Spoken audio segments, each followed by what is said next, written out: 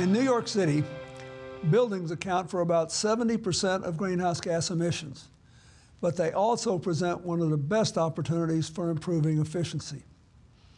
In 2022, the Empire State Realty Trust announced the Clinton Global Initiative commitment to action to refine and develop a free and publicly available playbook for large building owners and operators to achieve net zero carbon emissions. They also committed to investing $100 million to integrate energy efficient and emission reduction practices, infrastructure, and technologies toward their net zero emissions goal, to cut the Empire State Building's emissions by 80% by 2030 and portfolio-wide by 2035. Since launching its commitment, the Trust has been conducting commercial office case studies to include in its resources. The Trust is writing the playbook for environmentally responsible and net zero emission commercial and residential property, both for development and use. If we're going to move the needle on climate change, we need to approach this crisis from all angles, from the ground floor to the top of New York City's most famous building and far beyond. So thanks to the Empire State Realty Trust for their leadership on this critical issue.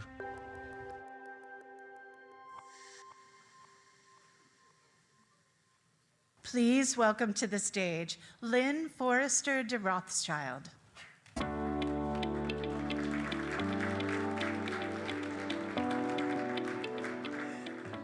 Thank you everyone. Thanks for being in this room today as we talk about the capital markets. And I am just here to say what I'm sure is on everyone's mind, what an unbelievably inspirational few days this always is. When President Clinton spoke yesterday about how we make choices every day and reminding us and inspiring us to make choices that can bend the arc of history toward justice, it was so wonderful.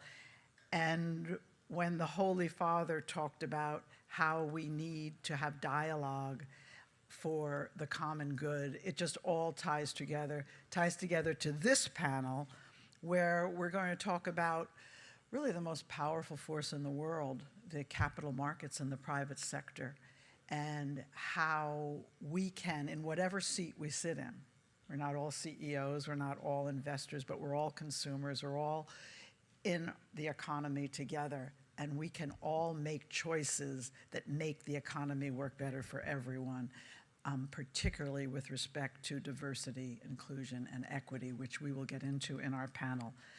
But this is CGI, and this is about concrete commitments, and I am really honored to introduce to you an amazing commitment maker named Jocelyn Mangan.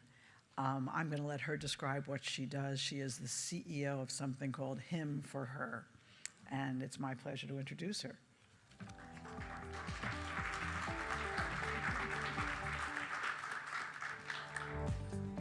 Good morning. My name is Jocelyn Mangan, and I am the CEO and founder of Him for Her. Climate change, inclusive economic growth, artificial intelligence, these are big challenges. And we're not going to solve these with just the government and NGOs alone. As Lynn just reminded us, the private sector is a critical lever for change. If anyone arrived in an Uber this morning or checked social media, you can relate to how these companies shape our daily lives. And yet, as we sit here today, the boardroom is the most influential room in these companies. Only a third of those directors in the boardroom today in public companies are women. And when we look at the highest growth private companies, the ones that are building our future in every sector, only 16% of those directors are women, and only 4% have a woman of color. But here's the good news. Board diversity is entirely solvable. The reason that boards look the way they do today is directors tend to tap people they already know, and women and underrepresented groups are usually missing from those personal networks. At Him for Her, we help diversify the boardroom by connecting untapped talent in partnership with the business community and the investment community. We've built a network of 7,000 women. Over a third of those are women of color. and we connect them to CEOs, to board members, and to investors who are looking to grow their boards. Last March, we celebrated our 100th board placement. Over 40% of those placements were women of color, 10% were the first in their family to graduate. I'm excited today to announce our commitment to action, and that is, in the next 10 years, we're going to ensure that every public company and every high-growth private company in our country has a critical mass of women on their boards. Thank you. The solution's actually simple, though the work isn't easy. But by diversifying the networks in the boardroom, we can solve board diversity once and for all. Thank you.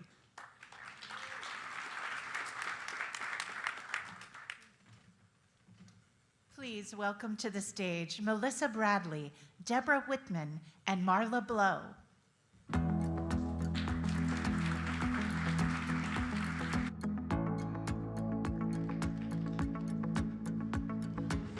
How we doing?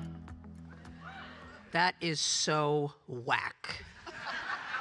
How we doing? All right, we're going to talk about my favorite topic, inclusive capitalism. But in case people have never heard of it, I'm going to ask our two esteemed panelists to give their definition of inclusive capitalism. Deb, we're going to start with you. I'm going to say broaden it beyond capitalism to say an inclusive economy. Okay.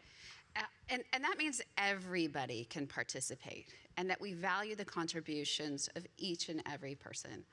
And we make sure that they are also valued economically. So I should not have followed Deb on that one. She stole all my flame. But I will just add that an inclusive economy enables participation and access across community, across geography, across pursuit, and that there's opportunity that reaches all the far corners of our society and of our globe. I love that. So you, Deb, started with a much more expansive idea of what does the inclusive economy mean. What is AARP doing to help expand that aperture? So a key thing is that we find people later in life aren't considered economic engagers. They're often ignored, and part of that is due to ageism, which I'll talk a little bit about. But they are active members of our society. They are active consumers. In fact, over 50 cents of every dollar is spent by somebody over age 50. And so if we don't, we are economic powerhouses, and we're part of production. And so we have to knock on the doors of every company and make sure that they know if they're not meeting the needs of people of all ages, they're not going to grow themselves. So Marla, I want to switch to you for a second and talk about how does this align, right? So you've been a CEO of a company that you sold, you've been at MasterCard, now you're CEO of Skoll. When you talk about that, one would think your mission would automatically assume that, but how do you align DE&I between your corporate folks and your employees? So one of the things that we make it a point to do at the Skoll Foundation, and I'll talk about Skoll first, is align diversity, equity, and inclusion across all of what we do. I think generally people assume the question is really about grant making and where the dollars are going, but it is that and substantially more. We also sit on an endowment, and we ensure that our endowment is also managed by and governed by a much more diverse set of actors, and that the capital that we invest in order to generate the dollars that we give out as grants also are reaching and contributing to economic inclusion.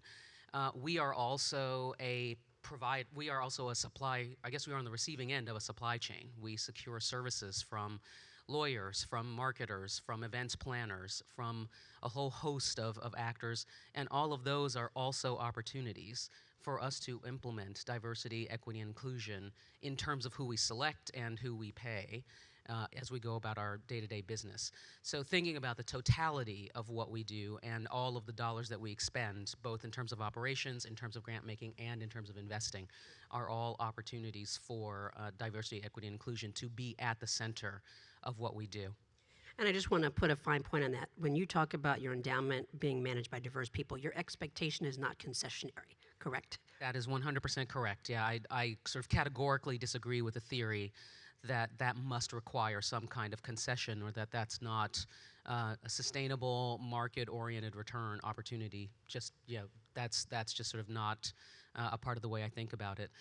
The other thing I do want to add is that we also look at who we employ, right? We are an employer, we have a team, and that our team and how we hire is also an opportunity for us to implement that exact same profile, that same consideration. How many people are under 50 in this room right now? Okay, God bless you all. So, because it's so much better on the other side, let me tell you. So for those people in particular, and then for those over 50 who don't yet see the value reflected back, what are you all doing? What is AARP doing for the private sector to kind of help them understand our value and welcome us into the community? So let me just first level set a little bit. We think that age is a very important part of diversity, equity, inclusion. And that's because the world is changing. Everywhere across the globe, we are seeing the average age of the population increasing. And in fact, by 2030, 1 in 6 people will be over age 50. So a multi-generational workforce, one with 5 generations, is what we're seeing today. And employers that aren't embracing people of all ages are missing the boat. And in fact, it hurts the economy. One reason that we fight for this on a daily basis is because of age discrimination. So you asked above and below 50.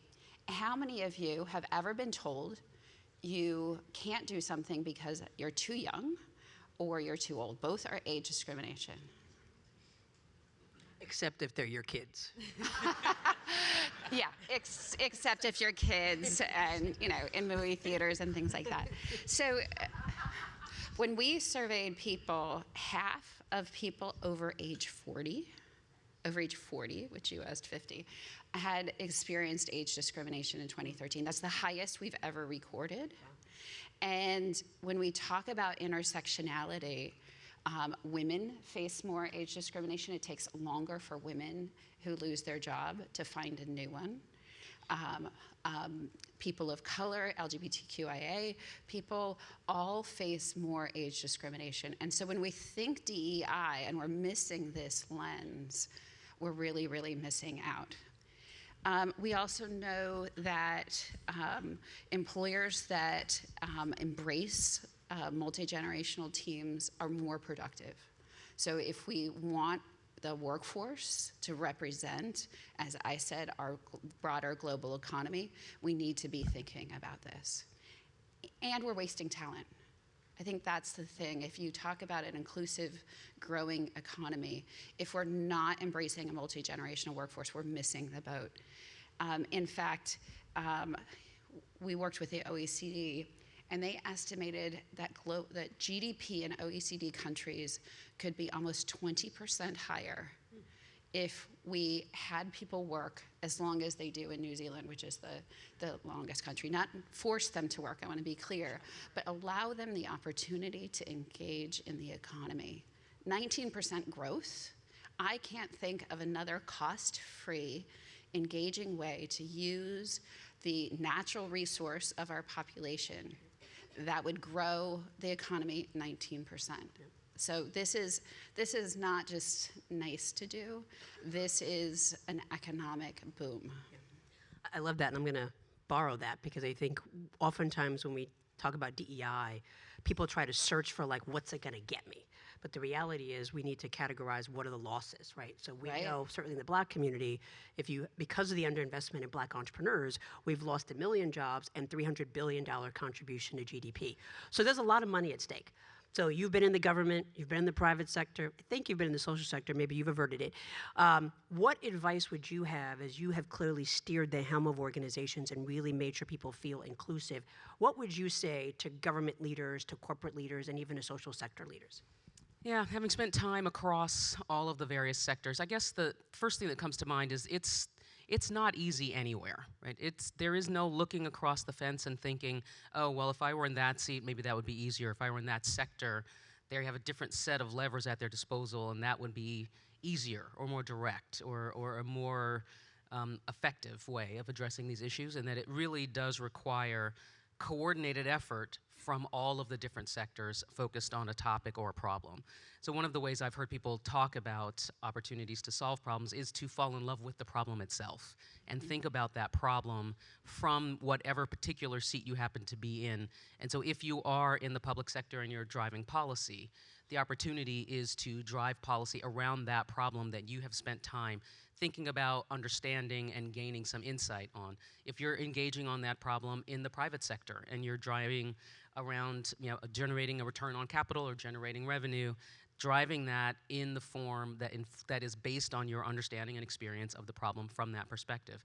In civil society, in the philanthropic sector and social sector where I am today, that is the same thinking and the same kind of strategic understanding of the issue is applicable, and the value of it and the real change comes when there is that coordinated effort, when we see policy and we see the social sector and we see the private sector galvanizing and moving in concert. That's when there's real opportunity for breakthrough and change. And I do want to take a little bit from Deb's platform here and just add that we so often think about entrepreneurship and insight and innovation coming from people that have dropped out of college wearing a hoodie. And that is actually by far the exception, that entrepreneurs are often people who have spent a long time engaging in and understanding an industry, a sector, an issue, or a challenge, and are able to actually have insight on the basis of that experience. That is where typical entrepreneurs come from. That's where I came from as an entrepreneur myself when I started a company. It was because I had spent 15 years dealing with and engaging on the challenge, in my particular case, of economic inclusion, and finding opportunities to bring people into the financial mainstream was informed by my observation that I constantly found there was a certain set of people that didn't have the opportunity to participate. And that was something that I felt like I could address. But it was informed by 15 years of experience. So you talked about innovation. I'm going to ask each of you, we'll start with you, Deb. What are some of the most innovative approaches you've seen to inclusion across geographies and generations? So we started a project several years ago with the OECD and the World Economic Forum called Living, Learning, and Earning Longer. And we now have 110 companies, 4 million members, and $2 trillion in revenue. That's part of this learning collaborative. And we knew they didn't just want to hear from us, they wanted to learn from each other. And so we framed the conversations with these companies about what are they doing that's really important. And so let me just list off a few of the areas, and I'll give you some really good examples of places that are doing good things. So one is to look at benefits. If you really want to look at how do you keep your workers engaged over a long tenure, you need to look at the benefits. Everybody wants flexibility, it doesn't matter their age. Everybody needs caregiving leave, whether they have a child, an aunt, a mother, a grandmother, that we at AARP have, and I can't tell you how many of my staff have just been transformed by the ability to take somebody to a doctor's appointment when they need it, or to move a parent into assisted living. So benefits are really important. Lifelong learning is key. Even though older workers want to continue learning, the vast majority of training goes to workers who are younger. Now, let's just be clear. You can train a 40-year-old who might be with you for 25 more years. And so we shouldn't look at just age as a barrier for whether people want or need to learn. And there are companies that are really doing great things around mentorship and reverse mentorship. They are able to make sure that people who, maybe have more experience in an area pair up with somebody who wants to grow in their career. Bank of America, I'll just pull out as a company that's really doing interesting things. They're both training their staff about the value of age inclusion. That's a term that most companies haven't really embraced yet, but I think it can be really powerful. Too often we hear generations and people pitted against each other when actually most people want to work in mixed age teams. They created a way, they asked their workers, do you want to retire? and just stop working, and most didn't. And so now they can pitch for additional shifts, which really can help. If somebody's going on vacation, you have a retiree come back and service their shift. They have intergenerational employee networks, and they have different part-time and other flexibilities for people to do for periods of their life in which they need it. So these are the types of things that we've been doing with Living, Learning, and Earning Longer that people can find out about our website. But it's really kind of a mental shift about how do you value the workers that you have, and how do you say, we're going to invest in you for the long haul because we see the talent that you have. So I'll go in a different direction, and this conversation is happening in the backdrop of New York Climate Week. Week before last, I was in Africa for Africa Climate Week, and we brought our economic inclusion team to Climate Week in both cases. And it's because this intersection of climate and economic opportunity and inclusion feels really rich and really ripe for dramatic change and significant opportunities to drive some of the transformations that we seek in our society. And so we talk about sort of forest, people, and climate, and we look at how we can create more economic opportunity amongst the people that are the stewards and would-be stewards and owners of the precious lands that really serve as the lungs of our globe, which is in the Amazon basin, in the Congo, and in Indonesia. But those communities have to have some other source of economic dynamism. They have to have some other opportunity so that those forests have more value standing than they do when they're cut down. But that requires economic opportunity, and it requires creation of forest economies and alternatives, because there will always be an enterprising person with a chainsaw if there isn't something else for that person to do and some other way to channel that hustle and that opportunity. And so this opportunity for sort of diversity includes the fact that indigenous people are generally the residents on the lands that we're talking about, and economic inclusion has to reach those communities as well. So a lot of our focus in the communities where we have made dollar investments, both in terms of grant making, and I'm looking at opportunities for us to do some investing of capital in ways that we have for commercial purposes, in order to address at that intersection. And my bet is that if we can address that intersection, the radiating and ripple effects that roll out from that are profound, and we'll have tremendous opportunity for change across the globe. So I want to take this moment before we close out to ask a rapid fire question, because we tend to talk about things across these conferences like, oh, woe is me. What are you excited about right now? What am I excited about right now? I wrote a book, so I'm excited about that coming out next year. And I'm excited. I'm 53. You go, girl. I am proud of it. I think personally, societally, again, we have the possibility to take this second half of our life and use it for incredible things. People want that, and yet we push them down. And so I'm excited to be part of that change. So I'll say I'm excited to see an engaged citizenry, right? And what I mean by that is we are headed into what I think is being referred to as a mega election cycle, right? Where Yes. significant portion of the globe is going to be having an election in 2024. And I see energy and enthusiasm and engagement and informed voter base across the globe that portends well for at least sort of, again, engagement on the political side. What the outcomes will be, we'll see. But knowing that people are informed, people are aware of the importance, and people are thinking about this and mobilizing gives me tremendous energy. I'm really excited.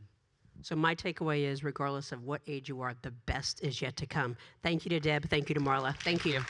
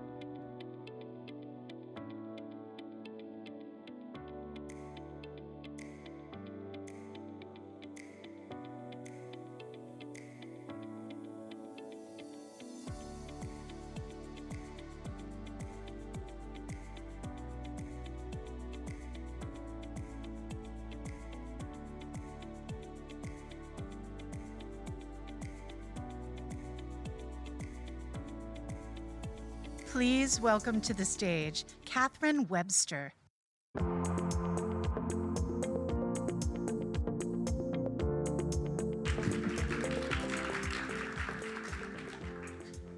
Good morning, CGI community, or rather, good afternoon, everyone. My name is Catherine Webster, and I am so proud to be founder and president of the TAD Foundation, Together Achieving Dreams. This morning, I'm trusting you to do me a favor. Please close your eyes for just a moment. I'll tell you when to open them. I'm going to tell you about an everyday person, the only blind person at a top consulting firm, the only totally blind person having graduated Harvard Business School, and now the only blind person at KKR, a leading investment firm. This everyday person sounds impressive, right? No. Instead, this woman is the only blind person because the unemployment rate for the blind has hovered at 75% for decades, and society is not doing its part to shift that percentage. Imagine a world where the overwhelming intrusion and disruption of biases and stereotypes didn't exist. A world where untapped potential is embraced for all capabilities. A world where one's ability to see doesn't blur perspectives of their competence and worth. Now, please open your eyes. And just because you couldn't see me doesn't mean I'm not here. And just because blind people can't see doesn't mean we don't exist. So yet that 75% number continues to permeate our minds because society doesn't open the opportunity to show we are here and talented and ready. I'm here today because I worked incredibly hard and pushed my limits, yes. But I owe much of my success to a differentiating formula. 3 facets that make success possible: my parents, my mentors, and corporations that believed in me, which we are now scaling across the nation through the TAD Foundation. Through mentoring, we're providing blind students with advanced technical and leadership skills to unleash their potential and truly excel. For families, we're supporting them each step of the way, so they are raising a blind child with independence, confidence, and skills. For businesses, we're providing a pipeline of qualified candidates who will thrive in the workplace, but also partnering with these companies to broaden their diversity, equity, and inclusion goals to more prioritized disabilities. My dream is for every blind student, family of a blind child, and company to know that blind people deserve a seat at Harvard, in finance, as a consultant, a lawyer, an entrepreneur, whatever it may be. My dream is to have representation in every company, big or small. My dream is to shatter society's misconceptions of blindness and remove the implicit barrier. Now it's your turn. Trust me and trust TAD, and let's together achieve our dreams of creating a world with qualified, capable, and exceptionally talented blind people at work. Thank you.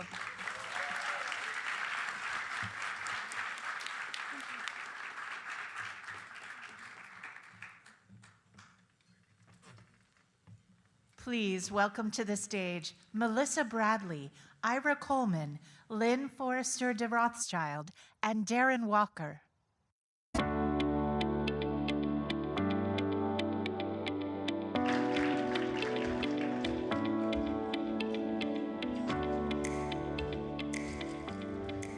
We're back. Are you ready? Again, thank you to the person in the back. You know, all of y'all who raised your hand and said you were under 50, you acting like you're 80 right now. So let me just say. All right, so we're going to do the same thing. I'm going to start with you, Ira. What is your definition of inclusive capitalism? I think it means many things to many people, but I think it's the way we look at it as a big law firm, the old white guy on the panel is open your eyes, embrace differences, recognize there's so much research out there that recognizes that that the better organizations are the ones who embrace differences and include them. When I started as chair, we had a board that had 0 diversity. Our board of directors now has 50% diversity, and we're the fastest growing law firm in the AmLaw 100, and that only happened because we had people kicking us saying, hey, be different. So inclusive capitalism to us is making changes to embrace everyone should be under the tent. Everyone should be able to come under the tent and bring something to the table and then celebrate that and celebrate the success. I love that we always have to be in a tent. Can we be in a penthouse or like Yeah, on we a could be in private a- beach? I right. mean, the tent is getting crowded, let me just say. I want to be in that hotel Okay, that they filmed. just saying, spa, something. something, but, You know, right. tent's okay. Darren, what's your definition?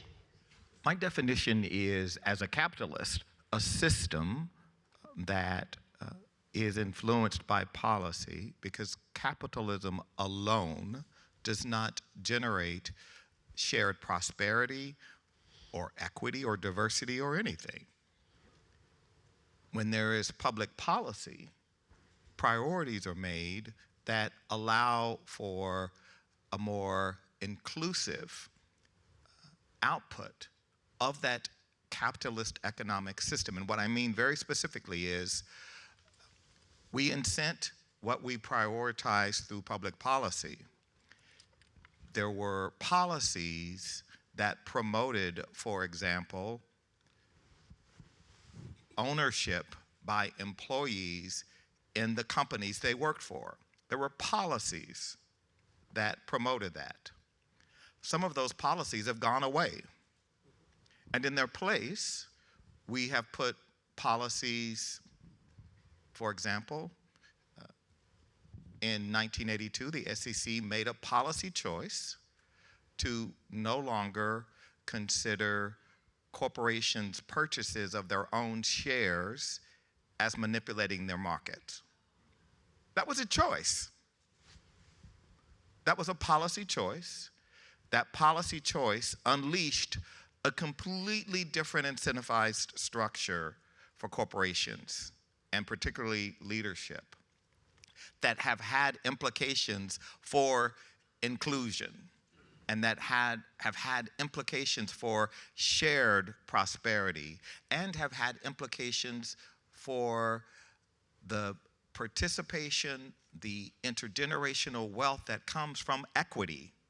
My grandfather had a 3rd grade education, but he worked for a company in Texas that had what was then called a profit-sharing plan, and every employee, down to his category of porter, participated in that plan, and when the oil company did well, they got shares. That allowed him to live a life in retirement with dignity. That doesn't exist anymore. Those systems of profit sharing no longer exist in our economy. We have moved from what was in many ways that defined benefit for him as a retiree to basically him being on his own. And so if we have a system of capitalism that is not also paired with public policy to produce shared prosperity and inclusion, we will get what we've got: an economy that produces too much inequality, where too many workers feel marginalized and their labor redundant, and where workers feel incredibly vulnerable, and the implications we are seeing in our politics and in our culture. That's why he runs the Ford Foundation, right? Lynn, what's your definition? I first just want to react to that brilliant thing that you just said, Darren. I've been worried about inclusive capitalism since the great financial crisis. And in the beginning, I really believed that we could reform capitalism as investors, as asset owners, as customers, as CEOs, because it was just the right thing to do. And boy, was I wrong. We need public policy so badly. And that's the next generation of our work. But, Melissa, I do have an answer for you. Yes. So I went on to ChatGPT. Oh, I can't wait to hear this one. And I said, define inclusive capitalism in the voice of Lynn Forrester de Rothschild. Be afraid. Be very afraid. Not as articulate as Darren Walker, but here's what ChatGPT has to say. Inclusive capitalism is a call for a more equitable and sustainable economic system, a system that goes beyond the pursuit of profit to include the well-being of all stakeholders, not just shareholders. It's capitalism, but with a moral compass. In this system, corporations recognize that their success is intrinsically tied to the success of the society in which they operate. It means businesses taking responsibility for the social and environmental impact of their actions. Inclusive capitalism is about rewarding hard work and innovation, but also about ensuring that wealth doesn't concentrate at the top. It's about fostering economic growth that benefits everyone, not just the privileged few. In essence, it's a vision for a fairer, more resilient, and sustainable form of capitalism that benefits society as a whole, a system where businesses, governments, and individuals work together toward a common purpose, creating a virtuous circle of prosperity for all. That's inclusive capitalism. Wow. That's the best response I've ever heard from ChatGPT. There's some promise there. There's some promise. But speaking of that, when we're talking about policy, but this is clearly a broader issue for all communities. So Darren, can you share, Lynn gave me a little insight about 2019 and the Pope. What happened? 2019 and the Pope? And the Pope. Well, that's a movie, right? it is. Well, I think the Pope rightly recognized that inequality is immoral. And the level of inequality we have in the world clearly so startled him that he literally called it out. And Lynn, as she is able to do, got to talk to the Pope about inequality. And what came out of that was this compact, this idea that the Pope would convene business leaders, civic leaders, to build a council of people committed to the idea of inclusive capitalism. And it is important. I mean, when the Pope says inclusive capitalism, people listen. And I think it is important for both moral purposes, for the standing of all of us as people who believe in something, I hope, to hear the Holy Father talk about capitalism. And the next step of that, though, is to actually take action. It is, we are really good, particularly we elites, we are really good at talking the rhetoric. But getting people to internalize that rhetoric is really hard. And it is also hard because the incentive structures, I mean, I think, Lynn's incredibly articulate recitation there, yes, get everyone on the same page, but there are people who have a very different view of what the purpose of the corporation is. The purpose of the corporation is not, in the view of many leaders of our economy, to be concerned about justice, to be concerned about sustainability. Right? And so there has to be a recognition that we must, especially in this moment when there is so much anti-ESG rhetoric and efforts underway, we cannot compromise, we cannot retreat. We cannot move from continuing to be advocates for the idea that it is possible. Because I think this is the problem. There is this notion that it's just simply not possible to have inclusive capitalism. It's not possible to run a big corporation and also be concerned about these issues of stakeholders. So for young people, I have 6 kids. If it isn't on the gram, it didn't happen. If it's not measured, it didn't happen. We're going to start with you, Ira. Talk about what you're doing and the importance of measuring all of these compacts and commitments. Yeah, I think we're very evidence-based, data-driven at our firm. So I'm in the healthcare space as a lawyer, and the nurses would always say, if it's not on the chart, it didn't happen. So we say if you can't measure it, it didn't happen. So we drive with that, we talk about that, but then there are other things, and we share it. We're one of the few law firms that share across the firm. When we have global town halls down to our new receptionists, they hear everything about our diversity, equity, inclusion, and justice numbers.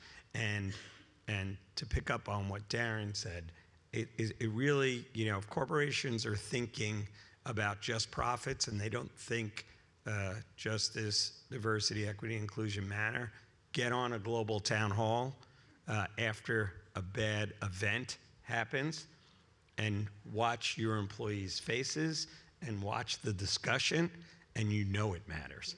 And then you want to propel change. So we measure change. We measure it in many different ways. We report on it. We also don't just measure ourselves against our industry, because that's we could be great in our industry and not so great in what we're trying to prove.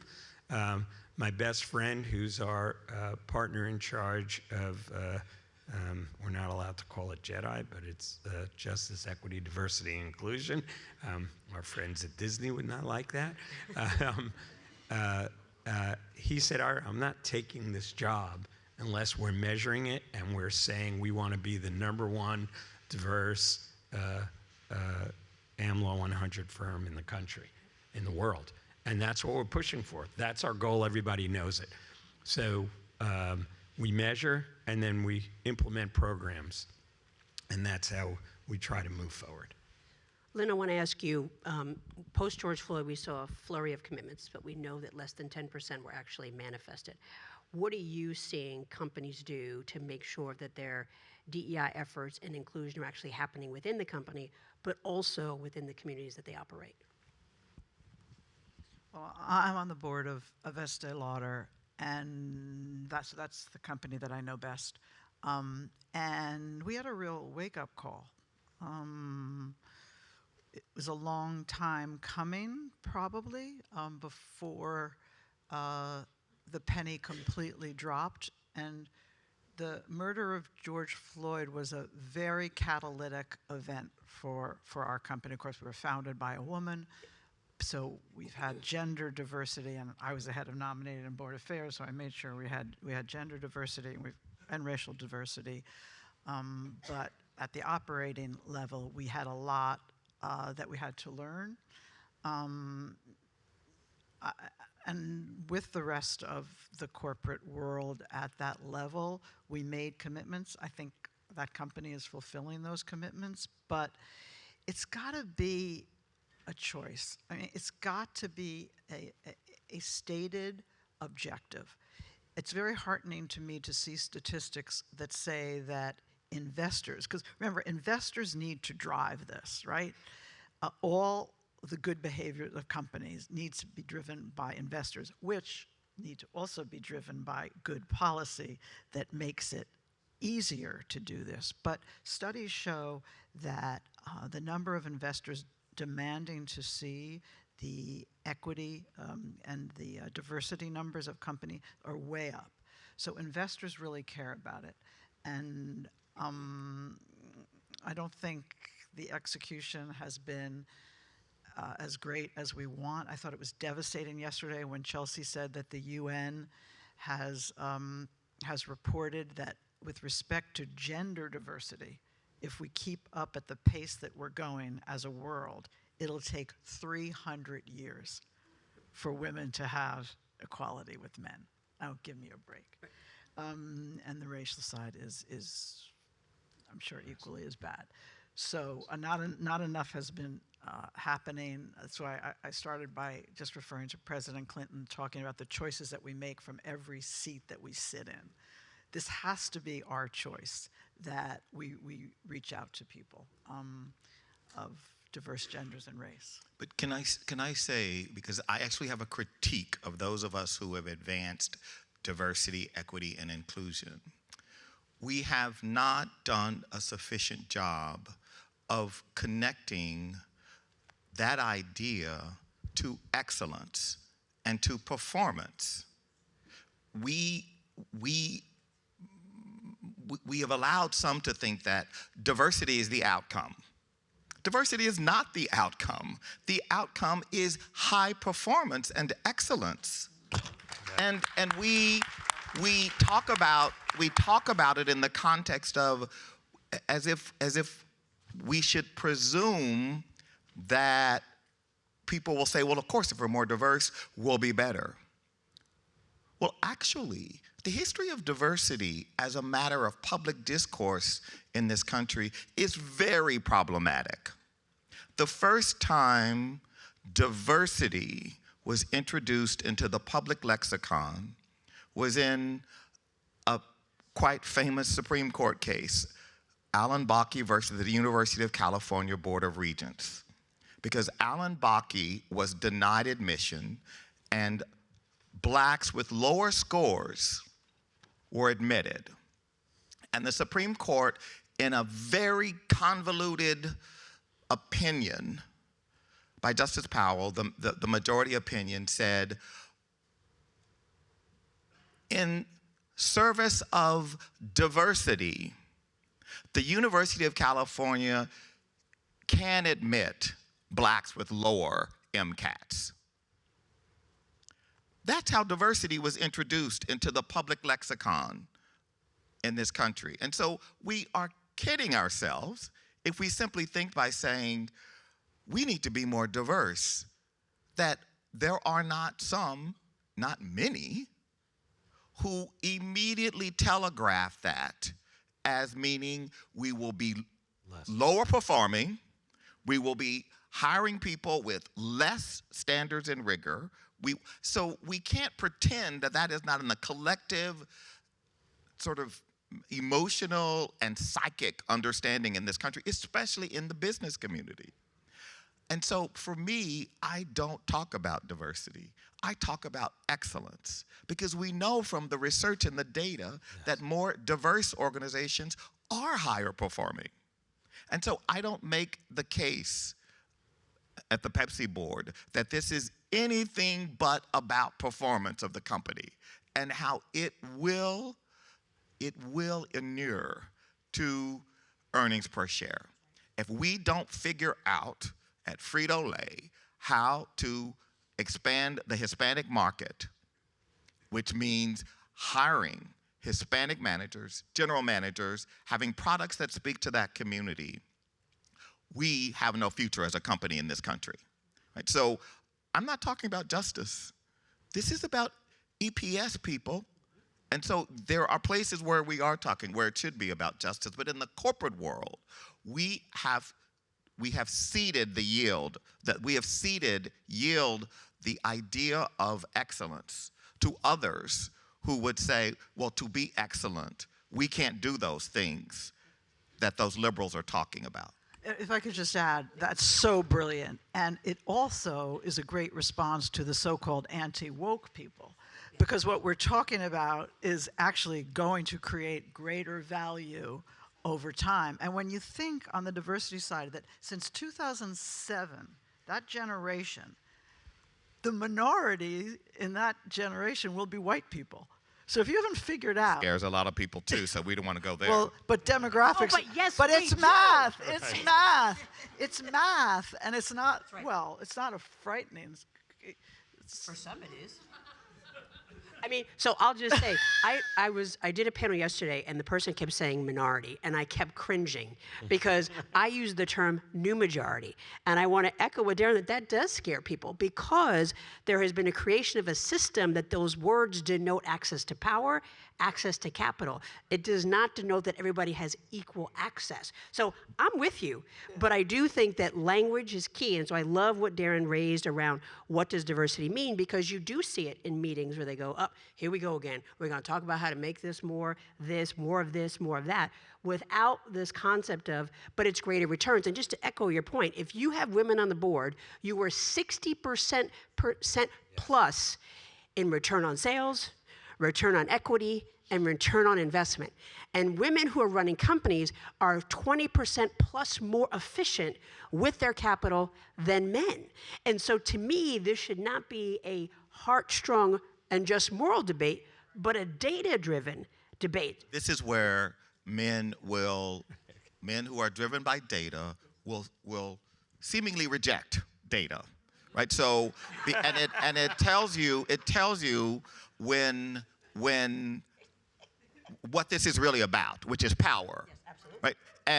And so you can say exactly what you just said, which there have been so many studies about what happens when women are in charge. And yet, we cannot, as a society, evolve to understand that more women should be leaders in the corporate world. And I think that is about power. And I have seen on, the 3 public company boards I'm on, when you actually have to say, there will be fewer white men on this board. Well, let me go to the few white men right here.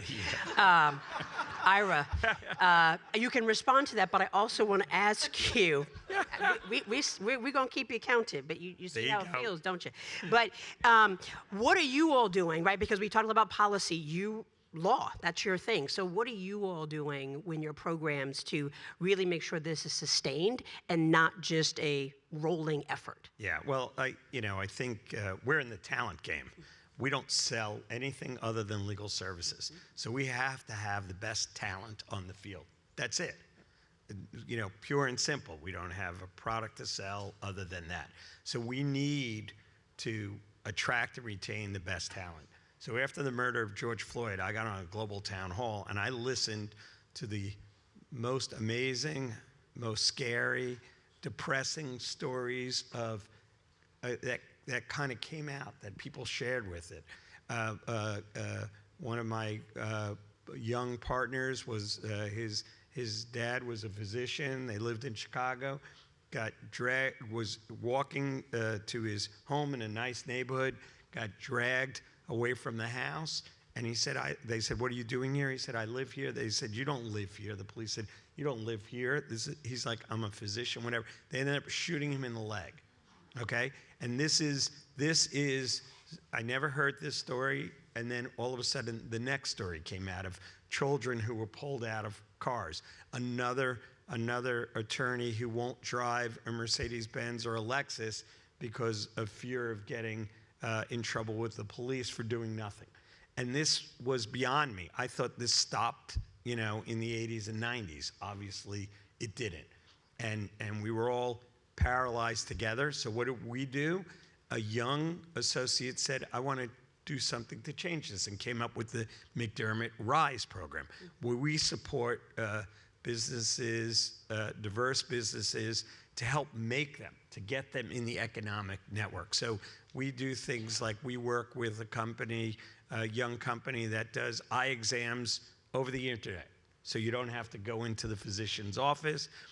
This is an optical physicist that worked for NASA, wonderful gentleman who we were happy to support and would never have a big law firm represent him.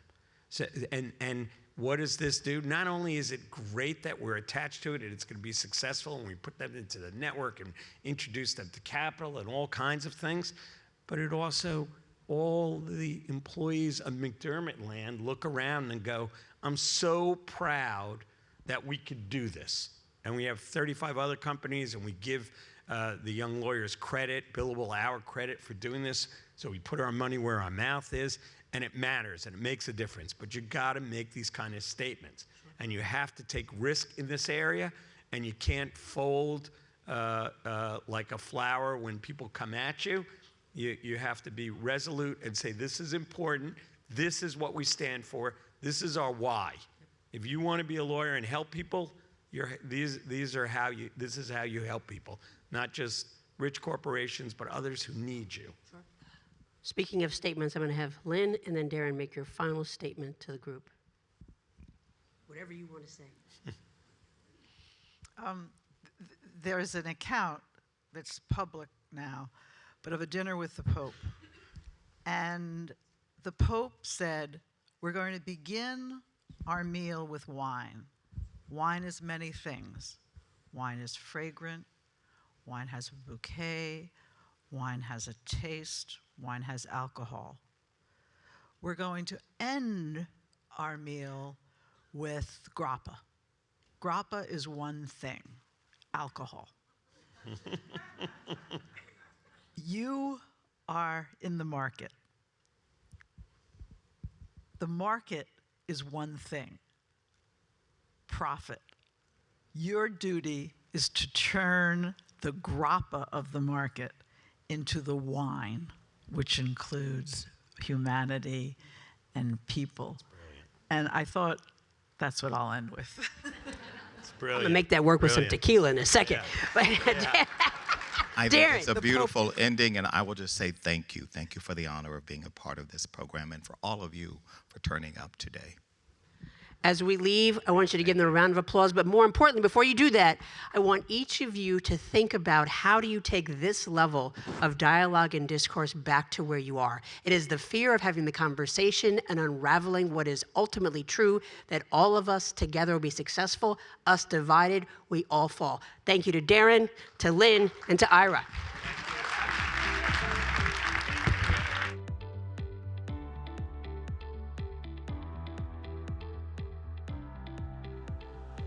Thank you for joining. Please make your way to America's Hall for curated conversations